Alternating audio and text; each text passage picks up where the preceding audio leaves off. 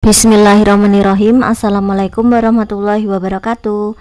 Hai anak-anak kelas 4, bagaimana kabarnya hari ini? Semoga kalian selalu dalam keadaan sehat ya anak-anak.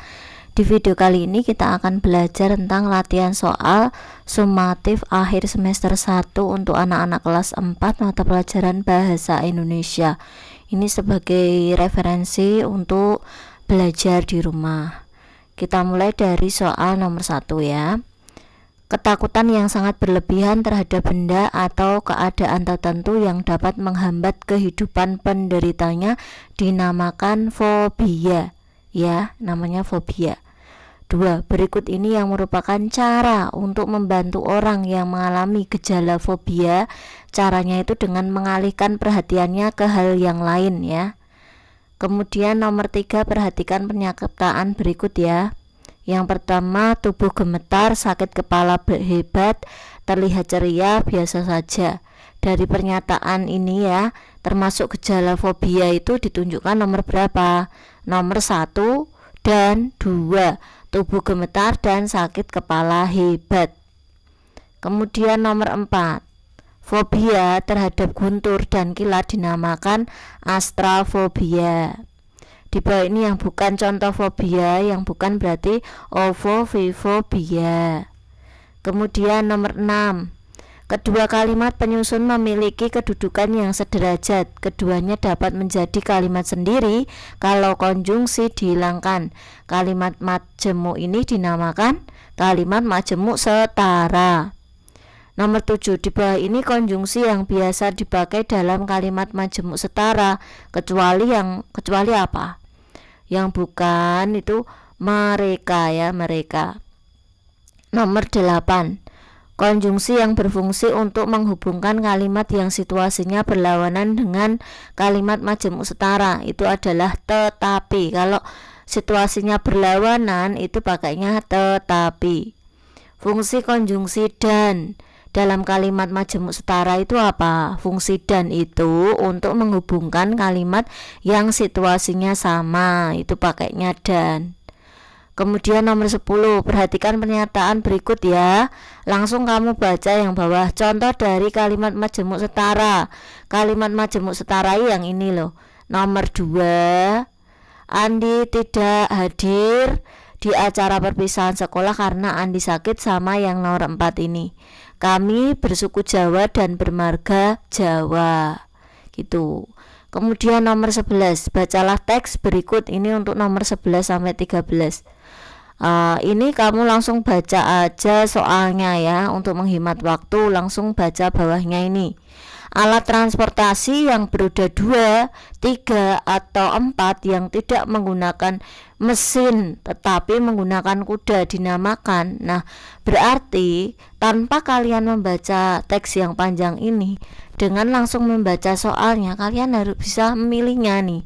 Nah, di sini jelas kalau di sini beroda 2, 3, atau 4 tidak menggunakan mesin tetapi menggunakan kuda, ada kata kuda, berarti itu delman ya. Jelas delman ya. Kemudian nomor 12, berikut ini alat transportasi yang digerakkan oleh mesin kecuali apa yang digerakkan mesin, kecuali berarti yang tidak memakai mesin. Kalau motor kan jelas pakai mesin, pesawat terbang pakai mesin, mobil pakai mesin. Yang tidak itu kereta kencana ya.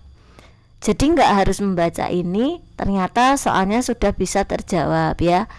Alat transportasi yang dapat digunakan di sungai atau di laut adalah apa ya? Alat transportasi yang bisa di sungai dan di laut. Nah, apakah helikopter? Jelas tidak. Truk tidak. Pedati, gerobak tidak. Yang benar adalah kapal. Nomor 14, capung terbang di udara. Nah, yang di dalam kurung ini nanti dibetulkan menggunakan imbuhan bersamaan. Yang benar apa? A, capung berterbangan di udara. Yang benar A ya. Kalau capung terbang di udara ya tidak pas ya. Imbuhan beran itu menjadi beterbangan ya. Capung berhamburan salah. Capung berterbang nggak ada kayak gitu ya. Yang benar itu yang A, capung berterbangan di udara. Berikutnya, Sasa rambut pirang. Berarti Sasa imbuhannya berapa? Sasa berambut pirang. Tidak boleh berambutan. Nah, salah. Beng rambut ya salah. Ben rambut ya salah. Yang benar itu adalah berambut. Sasa berambut pirang gitu ya. 16. Ide pokok juga disebut juga dengan pikiran utama ya. Itu pikiran utama. Kalimat yang bersifat mengajak, meyakinkan, membujuk. Kalau mengajak, meyakinkan, membujuk itu kalimat persuasif anak-anak ya. Kata kuncinya itu di sini. Mengajak, meyakinkan sama membujuk. Itu kalimat persuasif. Kalau kalimat deskriptif itu menggambarkan ya. 18. Orang yang mewawancarai atau mengajukan pertanyaan dinamakan pewawancara ya. Bahasa yang harus digunakan saat melakukan wawancara itu bagaimana? Ya, berbahasa Indonesia yang baik, singkat dan jelas tentunya ya. Kemudian nomor 20, majas personifikasi adalah jenis kiasan yang mengumpamakan benda mati dapat bertingkah laku seperti manusia. Jawabannya manusia ya. Oke, kita ke uraian nih. Nah, soal yang pertama. Nah, ini kita baca dulu ya. Jelaskan perbedaan antara kalimat transitif dan intransitif. Kalimat transitif adalah kalimat yang memerlukan objek, sedangkan kalimat intransitif adalah kalimat yang tidak memerlukan objek. Nomor 2, jelaskan yang dimaksud dengan homonim. Homonim itu apa? Nah, homonim itu adalah kata yang sama lafal dan ejaannya tetapi berbeda maknanya ya. Kemudian lagi setelah itu nomor 3, sebutkan ciri-ciri paragraf argumentasi. Nah, ciri-ciri argumentasi itu mengandung pendapat, keyakinan, dan pandangan ya. Pandangan terhadap sebuah permasalahan. Ada data akurat yang dipakai untuk meyakinkan orang lain, menjelaskan permasalahan dengan cara menganalisis dan menganalogikan. Terdapat kesimpulan dalam bentuk pendapat yang lebih luas, tetapi bukan merupakan penegasan kembali topik utama. Kemudian nomor 4, sebutkan langkah-langkah persiapan untuk melakukan wawancara. Apa saja langkah-langkah melakukan wawancara?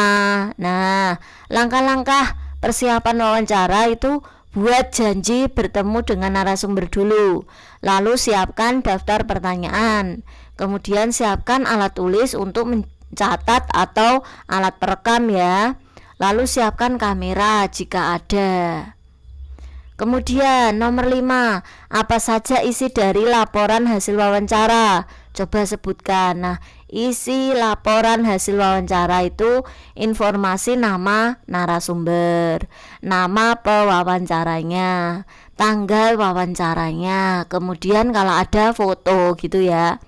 Nah, anak-anak, demikianlah tadi latihan soal tentang SAS kelas 4 mata pelajaran bahasa Indonesia. Semoga bisa menjadi referensi bagi anak-anak untuk belajar. Jika menginginkan softfile-nya bisa kalian unduh link ID di deskripsi video Bu Guru ini. Terima kasih. Wassalamualaikum warahmatullahi wabarakatuh.